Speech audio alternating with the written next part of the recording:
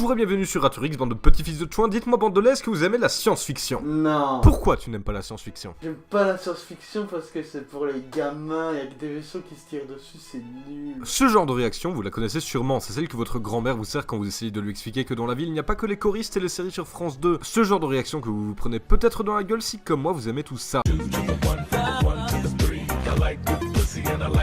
Mais n'en déplaise au charisme incroyable de l'inspecteur Derrick, la science-fiction, c'est comme l'animation et la fantasy. Ces genres cinématographiques et littéraires terrés dans les puits profonds du respect grattent les croûtes de mer dans les latrines de la reconnaissance. C'est comme s'ils étaient mis à l'écart dans la tête des gens. Et ça, je comprends pas. Je comprends pas parce que la science-fiction, encore plus que la fantasy et l'animation, est partout. Succès économique énorme, succès critique correct, il est étonnant d'encore entendre des tweeteuses, des grands-mères ou des journalistes traiter la science-fiction comme de la viande bonne à lancer aux geeks boutonneux dans leur caverne tapissée de Kubrick. Personnellement, je pense que cette haine vient surtout d'un problème de définition. En effet, pour beaucoup, quand on dit science-fiction, une image caricaturale pop dans leur cerveau comme quoi la science-fiction, c'est que ça.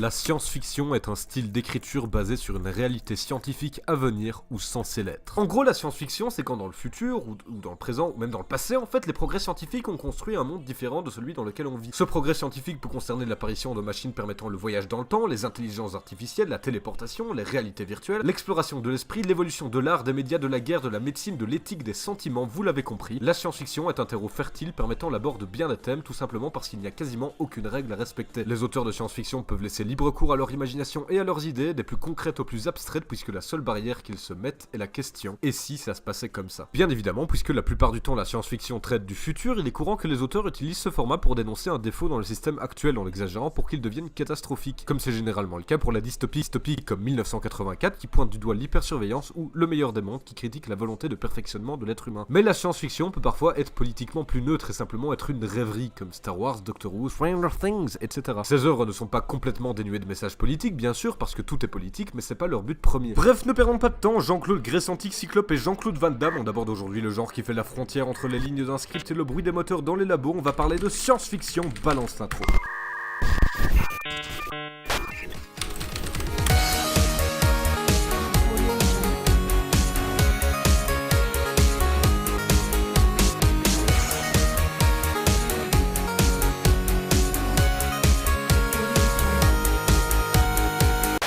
Le saviez-vous, Lucien de Samosate était un Syrien de l'art romantique connu notamment pour avoir écrit Les Histoires vraies, qui est considéré comme une des œuvres précurseurs de la science-fiction, en mettant plein de parenthèses entre sciences, puisque bien qu'il a imaginé 2-3 trucs cool comme les télévisions ou le surf, il décrit les Sélénites, habitants de la Lune, comme des créatures qui naissent du genou de leur père, qui transpirent du miel et qui fument leurs ancêtres. Mamie. Mais en plus d'être un gogol de compétition, le bon pro Lucien était un clasheur hors pair, puisqu'il parodiera dans ses œuvres nombre d'autres auteurs antiques comme Platon ou Homère. Le saviez-vous, Stanley Kubrick était un effroyable fils de p***.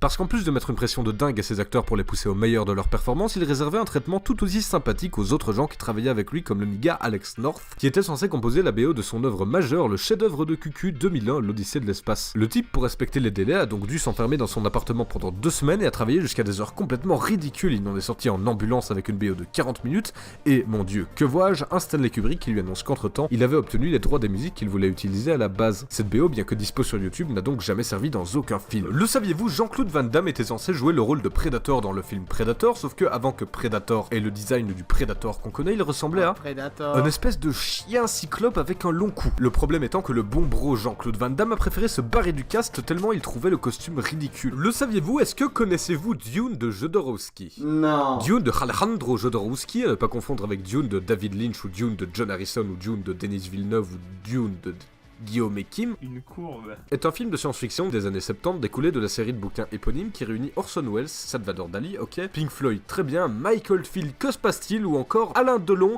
quel est ce champignon pestilentiel sur le fromage en décomposition qu'on appelle l'univers? Jodorowsky ira même jusqu'à proposer le rôle principal à son propre fils Brontis Jodorowsky qui va subir, pour les besoins du film, un entraînement aux arts martiaux de 6 heures par jour pendant 2 ans. Mais bon, le problème c'est que Dune de Jodorowsky n'est jamais sorti faute de thunes. Cependant, il est tellement rentré dans l'imaginaire collectif de par le fait que justement, malgré son extrême ambition elle n'ait jamais été produite, que les échafaudages du projet ont inspiré plein d'autres œuvres de science-fiction postérieures, comme Star Wars par exemple. Ridley Scott faisait même partie de l'équipe de production, mais après l'échec du projet, il est allé s'exiler en cure de repos où il écrira Alien. D'ailleurs, le saviez-vous, Alien, le 8e passager de Ridley Scott, a eu une production catastrophique. Déjà, le script comportait très peu de dialogue précis, c'est-à-dire qu'à certains moments, les acteurs devaient improviser en faisant de leur mieux pour que ça passe. C'était le cas pour la fameuse scène de l'accouchement où les autres acteurs n'avaient même pas été mis au courant de ce qui allait se passer. On leur a juste dit, l'alien va apparaître dans la séquence. D'ailleurs, c'était tellement le foutoir que le costumier a carrément oublié de percer des trous dans les scaphandres des costumes. Plusieurs acteurs ont donc failli s'évanouir plusieurs fois à cause du manque d'oxygène. Le saviez-vous, Atlanta Night est un roman de science-fiction écrit en 2004 spécialement dans le but d'être une grosse merde. En effet, la volonté du groupe d'auteurs derrière le pseudo Travis T était de créer une œuvre si mauvaise qu'en mettant plein de fric dans le tas, Publish America le publierait quand même, dénonçant ainsi le fait que chez eux, les bouquins étaient acceptés non pas selon leur qualité, mais selon l'épaisseur de la liasse de thunes qui était livrée avec. Cette espèce de The Room de la littérature, respectant encore les règles de cet univers grâce à d'obscures forces cosmiques, comporte des chapitres identiques mot à mot, un chapitre manquant, des personnages qui meurent et réapparaissent sans explication, il y a un manque total d'intrigue et la fin qui se trouve au milieu révèle que ce que tous les personnages vivent était un rêve. Je suis un artiste!